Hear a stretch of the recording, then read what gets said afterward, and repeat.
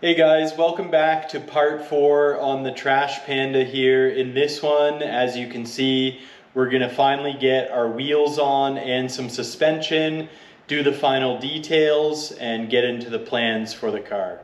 So first off here with some very much needed detailing, I've got my wife cleaning the interior and steam cleaning all the pieces. This was a lot more effort than you would expect. This car probably had sat for 8 years without being touched. Then after getting the interior all clean, we are actually going to get into removing the old purple bubbling tint off the rear window, which was also an absolute nightmare.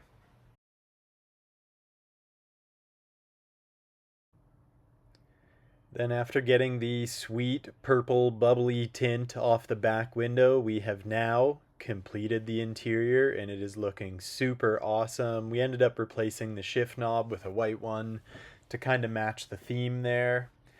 Got the trunk looking like new, ready to be wired for subs. Under the hood looking super tidy, all set there. And we've got ourselves a tidy looking little unit. Now, if you guys have never polished the glass on your car, you have no idea what you're missing. The benefits are out of this world, especially with a 23-year-old car that has been sitting for the last 8 years, gets all the fallout off, makes it look really good after you wash it because the glass is always just going to be like looking wet because it has nothing stuck to it now. Now we are getting into the wheels for the Panda here. So these are some Advan-like wheels. They're actually very good looking wheels, really good condition. I've had them stashed away for probably the last 6 years or something like that. So we're going to get into detailing them, get them looking good. Whether they're legitimate or not, that I don't know. They do have a Made in Japan emblem on them and a Jawa sticker, so hard to say, but either or, the Trash Panda is the perfect home for them and kind of something I had in mind the whole time because I knew I was going with a black and white theme and figured these would be an awesome fit for the car. Now with the wheels all cleaned up, we're getting the tires on them, and then we have one more really cool addition to follow the wheels and tires, and that is we are going to be putting in some nice fresh coilovers.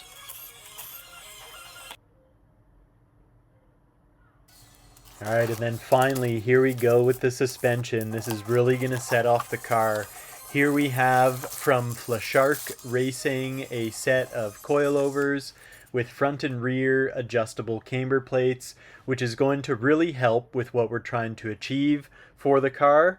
Overall, these are great value coilovers. We have actually used them before on the channel.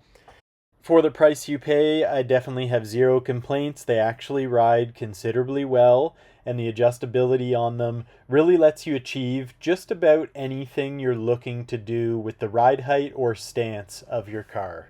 So they do come with the actual coilover wrenches, also comes with a spec and guidebook.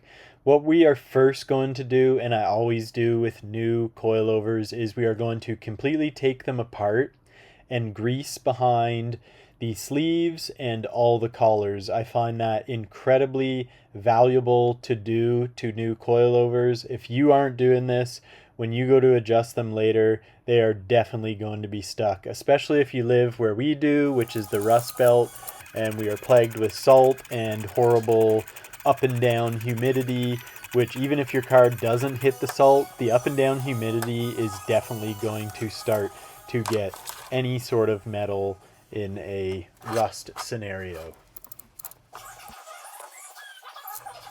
So from here we're going to go through, grease all the rest of the coilover sleeves and under all the collars, and then we're going to get into removing the suspension currently in the bug eye, and then getting these in. We're going to set the ride height, and we're going to go a little wild to start and kind of play with it from there.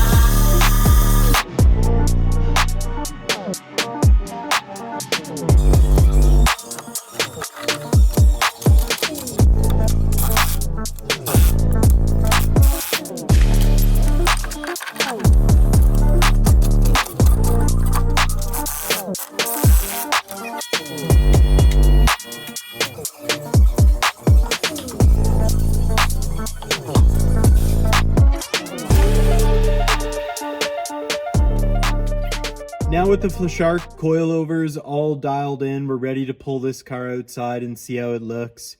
I also want to mention, guys, there is a link to the Flashark website in the description, as well as a 15% off promotional code for anything on the website as well. All right, well, let's see how she looks outside.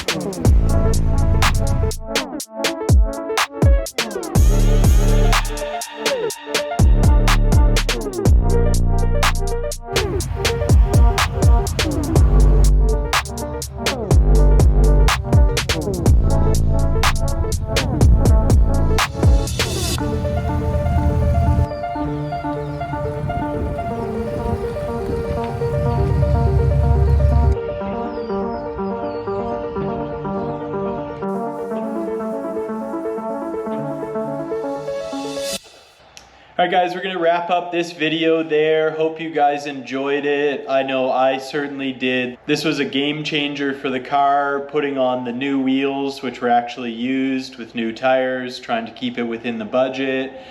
And then the Flashark coilovers really set it off, dialing in the ride height, and the front and rear adjustable camber plates on them really let us go all out.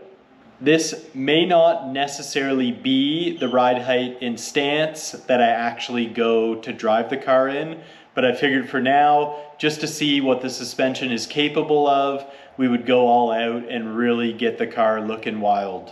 We've got everything detailed in the car, everything is all set. All we are missing for this car is an owner, so definitely stay tuned to find out how you can get a chance to own this car. Alright, hope you guys enjoyed this video. Until the next one, happy Subaruing.